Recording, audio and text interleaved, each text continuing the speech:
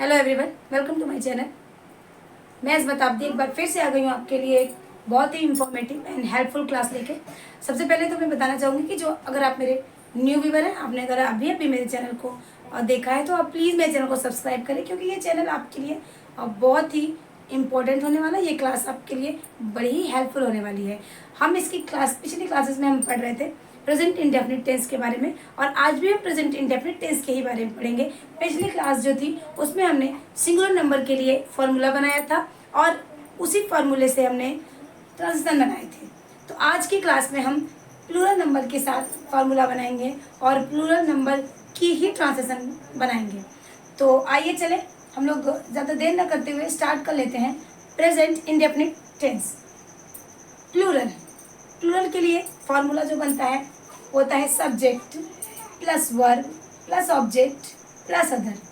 और जैसा कि मैंने पिछली क्लास में बताया आपको, सब्जेक्ट जो होता है वो कर्ता होता है, वर्ब जो होती है कर्ता जो काम करता है, कर्ता कोई काम करता है तो वो क्रिया होती है, और कर्ता के द्वारा किए जाने वाले काम ऑब्जेक्ट एंड अदर में आती है। कहाँ करता है, कब जाता है, मतलब अलग अलग चीज़ें आती हैं अदर में। तो स्टार्ट कर लेते हैं हम। सबसे पहले मैंने कुछ आंसर लिख दिए थे। वे बाजार जाते हैं, तो देख ले हम सबसे एक नंबर पे हम सब्जेक्ट रख लेंगे दे। गो जाते हैं, टू मार्केट। वे बाजार जाते हैं, सिंपल है, बहुत सिंपल। सिंगुलर से भी ये आसान होता है, क्योंकि जब कर्ता प्लूरल का मतलब मैं बता दूं कि जब कर्ता एक वचन होता है, अकेला होता है, तो उसे सिंगुलर कहते हैं। कर्ता जब एक वचन से दो वचन हो, दो हो जाता है, चार हो जाते हैं, छः, दो से एक से ज़्यादा हो जाते हैं, तो वो प्लूरल में आ जाता है। मैं, तुम, हम, वे, तो ये सारी चीज़ें जो प्लूरल में रहती हैं, तो इसके ट्रांसलेशन को बनाना बड़ा ही आसान होता है, क्योंकि सीधे पहले सब्जेक्ट रखते हैं, सब्जेक्ट के बाद हम सीधे सीधे वर्ब रख देते हैं, वर्ब की main form, first form, object and other. तो इस तरह हमने रख दिया they plus go, to plus to plus market. तो अगर इस तरह देख लेंगे तो दे गो टू मार्केट। अगर हम इसको और सिंप्लीफाई करना चाहें, और अगर आप बेसिक से पढ़ना चाहते हैं, देखिए दे गो, दे प्लस गो प्लस टू मार्केट। कहाँ जाते हैं? मार्केट जाते हैं, यानी दे गो टू मार्केट। वे बाजार जाते हैं। इस तरह हम बना लेंगे। हम किताब पढ़ते हैं, तो हम किताब पढ़ते में हमें छांटना होगा अगर सब्जेक्ट, तो हम सबसे पहले देखेंगे कि किताब कौन पढ़ रहा है, यानी किताब पढ़ने वाला हम है। हम जो होगा ये आपका सब्जेक्ट होगा। We read book. इसमें सबसे आसान बात ये होती है कि जब हम प्लूरल नंबर में आ जाते हैं तो हमें वर्ब में एस ईएस वगैरह नहीं लगानी होती, और हमें सिंपल वर्ब रख देना होता है। तो इसीलिए मुझे ऐसा लगता है कि प्रेजेंट इंडेफिनिट टेंस जो होता है वो सिंगुलर से ज़्यादा प्लूरल में इजी पड़ेगा आपको। चलिए हम अगला देख लेते हैं। वे फुटबॉल खेलते हैं, तो यहाँ पे दे जो होगा वे दे में बदल जाएगा, और ये हो जाएगा आपका कर्ता, काम को करने वाला दे। इसके बाद हम वर्ब को रख लेंगे दे प्ले फुटबॉल। ओके, हम रोज चावल खाते हैं। हम वी ईट, राइस वाले चावल होता है daily. We eat rice daily. Fourth number जो हो जाएगा, तो इसमें आ जाते हैं तुम अपने पिता की बात मानते हो। इसको हम अगर अलग अलग कर लें, तुम ये हो जाएगा आपका सब्जेक्ट, मानते हो ये हो जाएगा आपका वर्ब, पिता की बात ये आपका अपने पिता की बात, ये ऑब्जेक्ट एंड अदर में आ जाएगा। तो सबसे पहले हम कर्ता को आगे कर लेंगे यू। ओबे माने होता है आज्ञा का पालन करना। यू ओबे योर फादर। तुम अपने पिता की बात मानते हो। हम मैदान में खेलते हैं। वी प्ले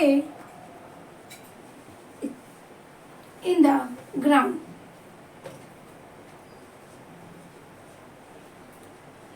देख लेते हैं यहाँ से आके। जो है ये आपका सब्जेक्ट होगा। हम मैदान में खेलते हैं, खेलना जो होगा आपका ये एक्शन वर्ड यानी क्रिया हो जाएगी। We play in the ground. अगला देखो, मैं सब कुछ जानता हूँ, मैं सब कुछ, तो करता क्या है, मैं, आई नो एवरीथिंग।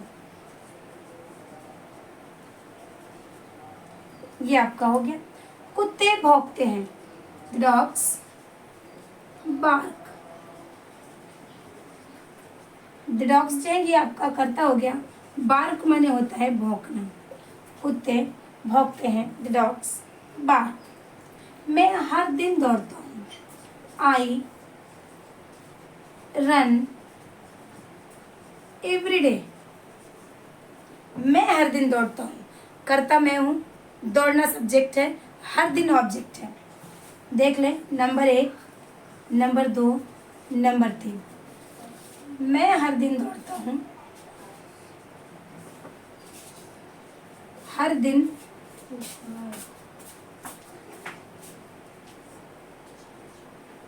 दौड़ता हूँ। 1 नंबर पे आपका ये है करता, दौड़ता हूँ 2 नंबर पे, और 3 नंबर पे आपका ये हो गया। तो यहाँ से मैं मिटा देती हूँ क्योंकि मैं यहाँ ट्रांसलेशन बनाना है मुझे। ये आपका एक बच गया, तुम हमेशा मेरी मदद करते हो, तुम हमेशा मेरी मदद करते हो। इसका मतलब यहाँ पे अगर कर्ता को छांटने की बारी आएगी, पहचानने की बारी आएगी, तो हम निकालेंगे कि तुम, क्योंकि काम को करने वाला कर्ता होता है। काम किसके लिए किया गया है ये कर्ता नहीं होता है, वो ऑब्जेक्ट में चला जाता है। जिसके लिए काम किया जा रहा है, ये जो काम कर रहा है, अगर अकेले कर्ता खुद ही अपना काम कर रहा है तो वो सब्जेक्ट हो जाएगा। तुम जो है, तुम हमेशा मेरी मदद करते हो, तुम हमेशा मेरी, यानी तुम ये सब्जेक्ट हो जाएगा। यू, तुम हमेशा मेरी मदद करते हो।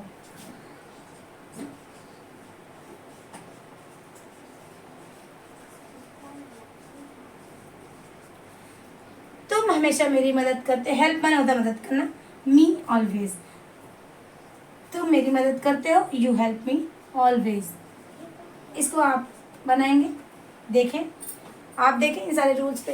देखिए, रूल लिखना बहुत इजी तब हो जाता है, रूल्स लिख के उस पर ट्रांसफर करना इजी तब हो जाता है जब आप टेंस को पहचान लेते हैं। टेंस को पहचानने के बाद आप सिंगुलर नंबर पहचान लेते हैं, प्लूरल नंबर पे। अगर आपने ये वे बाजार जाते हैं, आपके माइंड में अगर सेट नहीं हुआ और आपने इसको सिंगुलर जैसा बना देंगे तो आप लिख देंगे दे गोज टू मार्केट। अगर आप दे गोज टू मार्केट लगा देंगे तो ये कंप्लीटली रॉन्ग हो जाएगा, क्योंकि जो रूल्स कहता है, ग्रामर के लिए देखिए रूल्स को पढ़ना पड़ता है, ग्रामर के लिए रूल्स को रटना पड़ता है। स्पोकन में बार बार मैंने भी बताया और बहुत से लोग आपको बताते होंगे कि स्पोकन इंग्लिश के लिए आपको ग्रामर की ज़रूरत नहीं पड़ती है। बट मैं ये कहना चाहूँगी कि ग्रामर जो है, जैसे देखिए हमें जब जो इंग्लिश स्पीकर है, फॉरेनर है, फॉरेन लैंग्वेज जो बोलते ही हैं, जिनका काम ही इंग्लिश बोलना, उन्हें कोई ग्रामर, उन्हें कोई नहीं बताता है कि ये वाटर है, यानी ये पानी है, ये वाटर है, ये एप्पल है, ये सेब है। उन्हें पता है, वो जब पैदा होते हैं, जब वो बड़े होते हैं, अपने घर के माहौल से उन्हें पता चलता है कि दिस इज एप्पल। उन्हें ये जानने की आवश्यकता ही नहीं है कि एप्पल को हिंदी में क्या कहते हैं। But in the other hands, हमारी जब बात आती है तो हमारी जो मदर टंग है वो तो हिंदी है, हमें जो है इंग्लिश को ऑब्जर्व करना है। तो हम तो सेब पहले से ही खा रहे हैं, हमें तो पता है कि ये सेब है। अगर हिंदी बोल रहे हैं तो बेस्ट है भाई, सेब है, या एक सेब है। अगर हम इंग्लिश बोलना चाहते हैं, ग्रामर चाहते क्या है, अब हमें तो बोलना ही है, क्योंकि अगर हमें अच्छी नॉलेज चाहिए, अच्छी पढ़ाई चाहिए और अच्छी जॉब चाहिए तो हमें इंग्लिश बोलना ही होगा, हमें इंग्लिश पढ़ना ही होगा। तो हम अपने भाषा के साथ हम दूसरी भाषा को ऑब्जर्व कर रहे हैं, तो जब उस भाषा को ऑब्जर्व करने जाएंगे तो उससे हमें हर चीज़ वहाँ हमें पढ़नी है, हर चीज़ को हमें ऑब्जर्व करना होगा, हमें सीखना होगा, हमें लर्न करना होगा। हम जानेंगे कि हाँ ये एप्पल है, हम जिसको सेब कहते हैं वो एप्पल है, हम जिसे पानी कहते हैं वो वाटर है। तो इसी प्रकार से जब हम ग्रामर पोर्शन में आ जाते हैं तो कैसे बिना ग्रामर के हम स्पीकिंग कर पाएंगे। मेरा मानना ये है, जिसका जो भी ओपिनियन हो, मेरा मानना ये है कि स्पीकिंग करने के लिए भी हमें ग्रामर की ज़रूरत पड़ती है। किस तरह से ज़रूरत पड़ती है, जैसे कि कोई आप नई नई साइकिल चलाते हैं, जब आप छोटे होते हैं तो आप साइकिल चलाते हैं, तो उस साइकिल को चलाने के लिए आप क्या पहले ही आप स्कूटी चला लेते हैं? नहीं। छोटा सा बच्चा है, अगर उसको कुछ भी करना है, वो एक साइकिल आती है, उस साइकिल में आपने देखा होगा बैलेंसर लगे होते हैं, और वो जो बैलेंसर हैं वो किस लिए लगे हैं? वो इसलिए लगते हैं कि जब एक नया साइकिल सीखने वाला है तो वो स्टार्टिंग में साइकिल को बिल्कुल चला नहीं देगा, वो सीखेगा सीखेगा उस साइकिल से दोनों साइड के जो बैलेंसर उसे बैलेंस देंगे, तो उस बैलेंसर से वो बैलेंस बना के साइकिल को चलाना सीख लेता है। फिर धीरे धीरे वो साइकिल को चलाता है, एक दिन क्या होता है कि वो एक्सपर्ट हो जाता है। जब वो साइकिल चलाने में एक्सपर्ट हो जाता है तो वो जो बैलेंसर है, सबसे पहले उसे जो चीज़ खटकती है वो होता है बैलेंसर, और सबसे पहले जो यूजलेस चीज़ होती है वो होता है बैलेंसर, क्योंकि अब तो उसे साइकिल चलानी आ गई, अब उसे बैलेंसर का क्या ही काम है। तो वो बैलेंसर अपने आप साइकिल से वो हटा देता है, वो तुरंत कहता है कि नहीं, मुझे बैलेंसर की ज़रूरत नहीं है, मैं बैलेंसर से क्यों साइकिल चलाऊँ, मैं बिना बैलेंसर के साइकिल चलाता हूँ। तो ये कैसे हुआ? अथक प्रयास से। अगर आप एक साइकिल ला के घर में रख दें और आपका बच्चा है 4-5 साल जितने भी है साल का है, आप उसे कहते साइकिल पहली बार चला रहा है, आप उसे कहते कि साइकिल रखिए, तुम साइकिल चला लो। वो साइकिल अगर 1 महीना आपके घर में रखी हुई है, बच्चे ने उसे छुआ नहीं, तो क्या वो साइकिल चलाना सीख जाएगा? क्या आप उसका बैलेंसर हटा देंगे? अगर वो 1 महीने के बाद भी वो साइकिल उठाएगा, तो अगर उसने साइकिल कभी नहीं चलाई है तो उसे बैलेंसर की ज़रूरत पड़ने ही वाली है। वो फिर वहीं से स्टार्ट होगी, जैसे जो बात 1 महीना पहले से होनी थी वो फिर से आ गई वहीं, तो वो साइकिल उठाएगा। कोई ज़रूरत नहीं कि वो 1 महीना लगा दे, कोई एक्सपर्ट होते हैं वो 1-2-4 दिन में सीख जाते हैं, कुछ को 10 दिन लगता है, कुछ को 20 दिन लगता है, कुछ को महीनों लग जाते हैं। तो ये जो जो वे है, तो इसी चीज़ को बिल्कुल सेम टू सेम मैं अप्लाई करती हूँ इंग्लिश स्पीकिंग और ग्रामर पे। जब हम स्टार्टिंग में किसी भाषा को सीख रहे हैं तो हमें उसे अल्फ़ाबेट की भी ज़रूरत है, हमें उसके ग्रामर की भी ज़रूरत है, हमें चीज़ों को क्लियर करना है, तो उस ग्रामर को हमें पढ़ना ही होगा। बट आपने 1 महीना, 2 महीना, 1 साल, 2 साल, 4 साल, अब साइकिल तो चलाने के लिए हफ्ते 10 दिन बहुत है, बट इंग्लिश को पूरा ऑब्जर्व करने के लिए, पूरा सीखने के लिए आपके 10 दिन, 12 दिन, कुछ महीने नहीं लगते। आपको अथक प्रयास करना है, महीना, 2 महीना, 4 महीना, 6 महीना, साल, 2 साल, 4 साल भी लग सकते हैं आपको। लेकिन अगर आप बिना रुके प्रयास कर रहे हैं तो आपको वो एक दिन ज़रूर आएगा जब आपको साइकिल के बैलेंसर की तरह आपको इंग्लिश के ग्रामर की ज़रूरत नहीं महसूस होगी। तो उस दिन आप कह सकते हैं कि मुझे इंग्लिश ग्रामर की कोई रटने की ज़रूरत नहीं है, हमें याद करने की कोई ज़रूरत नहीं है, क्योंकि इंग्लिश ग्रामर और स्पोकन बिल्कुल अलग, वो ऑटोमेटिकली अलग हो जाती है। जब आपको सेंस हो गया कि फ्यूचर कब है, प्रेजेंट कब है, अगर आप बिना ग्रामर के बोल रहे हैं, अगर आपको आज कहीं जाना है, I am going to Varanasi, अगर आप बिना ग्रामर की नॉलेज के, बिना ग्रामर के यूज़ के आप स्टार्टिंग में ही बोल दें कि I was going to Varanasi, तो बातें जो है बिल्कुल बदल गई।